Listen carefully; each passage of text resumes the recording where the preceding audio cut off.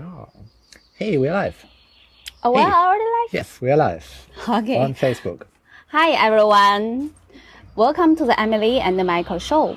My name is Emily. Today, I'm talking with my husband, Michael, about a form of relationship that could potentially be the future of marriage. Yeah. I'm Michael, and I think we need to introduce some guests over there in the background because we are over here in our garden. Yeah. In the background, there's our lovely friend Feifei. She's photographing a young couple which is going to marry very soon. Yeah. This is what we do quite often. And today we wanted to talk about marriage, about a special form of marriage, which is the monogamish marriage. Are you monogamish? The short answer is yes. I'm very committed. I'm only into committed long-term relationships, and I'm mostly monogamous. And I give my partner, I give you a lot of wiggle room regarding outside relationship encounters and experiences. So I would say I have a monogamish mindset. However, I think the really important question is the couple monogamish? And I would ask you, are we monogamish? Yes.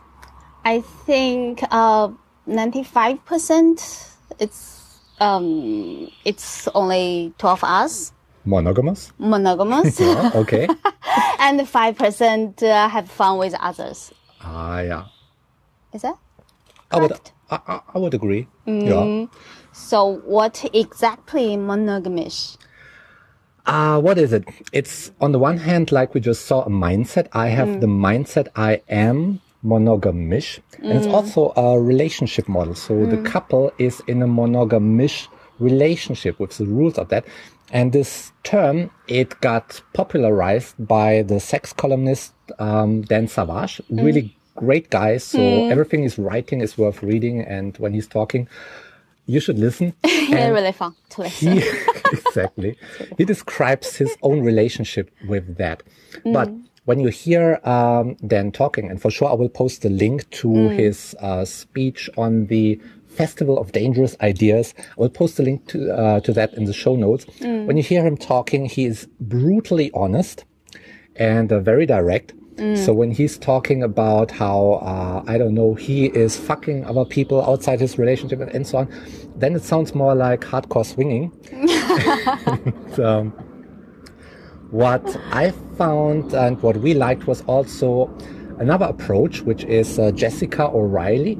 She pitched monogamish to be the future of modern marriages, and she has got good reasoning for that. I will post a link to that one in the show notes as well at emilyandmichael.tv/show. And how she defines it is there's on the one side the real monogamous people, or she refers to them as monogamous. I would say serial monogamous people who have their relationship and looking at others is not okay. Don't even think about it. This kind of monogamy. And this works only for very, very, very few people, maybe 5%. And on the other hand, there's this open relationships for people who say you want to have fun outside the relationship. It's a non-issue, romance, non-issue. It's all fine. And this concept also, it works only for a very, very limited number of people. And Jessica says nearly everybody is in the middle somewhere, and we don't have a real model for that. And this is where monogamish comes in. It's what is working for all the couples like us who are somewhere in the middle. They are not totally monogamous, but they are also not poly. No. It's something. Exactly. So that is monogamous. So can you give examples for this wiggle room? Yeah, this monogamish thingy. It is, you define what happens when one of you in the couple feels attracted to somebody outside the relationship. Yeah, so you define... That happens all the time. It happens, and it's good. And you define what do you do then? How do you react Yeah, and that is there you define your wiggle room. So you could say we don't react at it at all. That would be more like really monogamous. It can happen that you look at somebody, you feel attracted, but we don't do anything with it. We don't talk about it, nothing. But you could also say we don't act upon it, but we can talk about it openly. That's already some wiggle room. I can talk about who I am into. Yeah, I've got a crush on this person. You could define we act upon it, but only in fantasies. You could define we act upon it in reality. You can talk to these people. You can flirt, but not touch. Or you define you can even touch, but don't have romance. You know, all of these things, there's a small or really wide wiggle room, really depending on what the couple is comfortable with, what is best for them. Yeah. Yeah. How does a couple find this external person? The people who... Yeah, the externals outside the relationship. Of course, we are in a lot of adult communities, and that's a great place to find anybody. But I believe you don't need to find them. They will find you. I mean, if you're in a long-term relationship, at some point, everybody will feel attracted to somebody outside the relationships. It's just how we human beings are wired. Yeah, it's hardwired in us. Last week, we talked about porn. And pornography, I think it's already a very mild way of bringing somebody else into the relationship. The porn actors, but they make us hot. We act upon it. We have sex. We are hot. It's already somebody from the outside. So those people will come and, I mean, let's make an example for how this looks like. Who was somebody that you felt attracted to who was not from an adult community? Not from SDC or something, but from the real world. Somebody who just showed up. My English teacher. Yeah. Yeah, my English teacher. Hey. Yeah. So what happened? Let us know. Let's make an example. Yeah. He was my English teacher at college, and then he's good looking and really fit and a smart guy. Sounds like something for you.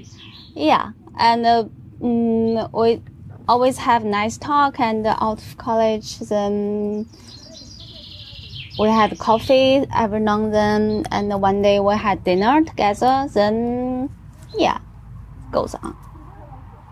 And in the bed. Yeah, so it ended in the bed. Ended in the bed. Yeah. Was really good. Yeah. And what was your last? I think the last one is we did a photo shoot of a kind of a social media celebrity, a woman, young woman. You know who I refer to? Yeah. And this young woman, I would describe the looks as smoking hot, I would say. Is that she's fair? hot. She's hot. She's really. And after a stage talk, we did a couple of photos of her. And I felt like with that looks and with that kind of chemistry, she would be usually somebody who would be a candidate for me for checking out.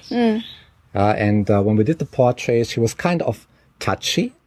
So she wanted to see the photos in camera and came around and, let me look at the photos and so on.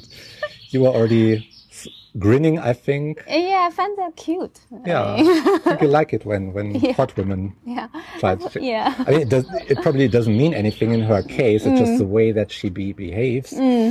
But you already saw that the boy that or the man that she had with her, I don't know if it's her boyfriend, he was kind of... I also don't know. How to say that? He got... Impatient, I would say, yes. Maybe just because the shooting took a bit longer or because she was so touchy and close or something. I don't know. But so we didn't act upon that at all. So we didn't exchange, I don't know, our intimate social media handles or whatever. We didn't say which Pokemons we catch last week. Just nothing. Kept it really professional, and that's fine. That's okay. You don't have to act upon everything. I mean. If you don't do anything with that person, is it still monogamish? I would say yes. This is where the relationship model and this mindset it comes into the. I mean, it's monogamish for the two of us because we can talk about it. Yeah, we can have fun with it. We can still act upon it. I mean, we could, if we would be into fantasies, we could act upon it. Let's take your English teacher, for example. I mean, that sounds really cliche, crush on your English teacher. But if it's fine, and that's what's... We know a person who's married to her teacher, right? Yes. A girl. A girl. It's just what happens, huh? But let's take this guy, which you don't see anymore, I think. Yeah, I don't see him anymore. Yeah. I could say, if we are into fantasies, I could say, hey, how about you close your eyes, you kick back, and you imagine or you think about your English teacher with his smoking hot body while I start eating your pussy. And if you're into fantasies, that's nice, right? And it's just between the two of us. We could, for example, this girl, if we are into talking, flirting, but not touching, we could say, hey, how about we invite her over for grilling and we talk, but we won't touch, we will just flirt if she's up for that. If we are into physical contact, we could say, hey, how about we invite the two of them over for grilling and then afterwards jump with them into the jacuzzi if they're up for that. Let's see if that's getting physical. It's an option. So all of these are options for us, and this is monogamish. Yeah, it's still the two of us, it's still the couple, but we have all these options. So I would say, yes, I would say this is monogamish. Then how do couples build the solid foundation for this thing? I mean, I think these things really need trust and everything. I believe it needs a lot of trust. And it also builds more trust over time. So there's a compound effect. I would say the first thing for a couple is to simply acknowledge the fact that in a long-term relationship, sooner or later, everybody will feel attracted to somebody outside the relationship. This is just how we human beings are wired. This is how we roll. This is our natural sexuality. I mean, for the whole time of evolution, all the time, we had, let's say, the adult human beings had many sexual relationships going on at the same time. There's a ton of evidence for that, not only psychological. I mean, a lot of people always think psychological stuff, that is kind of woo-woo, but there's anthropology. There's evidence in there. Read the book of Chris Ryan and his wife Casilda. They line up all the evidence and make a really good case out of that.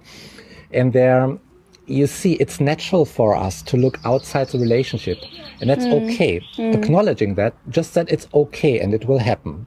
Yeah, that is the first step. The next step is to also acknowledge pair bonding comes natural to us. So it's a good idea to be a couple. and you should stick to that and value that and so on. Oh. Okay. Stick. You should kiss your partner every now and then. Is that allowed on Facebook? I'm not sure. But I guess so. acknowledging these two facts is the very first step. And then I would say you're already kind of monogamish. And you're ready to take some baby steps into that, let's say. So what are the baby steps? I would suggest, first of all, talk about people which you found worth checking out or who made you hot. Just the two of us just did. If you've never done that in your relationship, that might feel a little bit awkward. No, let's say really awkward at first. I think a lot of people have issues with that. But it's so rewarding. After a while, it feels like it's really something very intimate that you share and that brings you closer together. This is one thing. Then I would say define how you react as a couple once you have a crush on somebody else or you find somebody checking out. Think about how you can help your partner to make the most out of that. Yeah, do you fantasize with him or her? Do you hunt with them for other partners? Whatever it is. I mean, how do you help your partner? It's not about policing them, because policing your partner is really a waste of time and energy. How can you help them to make it fun? That would be the next step. And then probably define the rules. Yeah, because on the other hand, you need protection. So what are the rules in your relationship? What are the rules could that be? That could be rules like rules which protect your relationship. For example, in our case, when we are swinging together, when we go swinging together, we have the rule like if one of us wants to stop, we stop. I mean, no delay, no matter what, we stop right away and change the place. Now, one wants to stop, okay, the action stops, we change the place.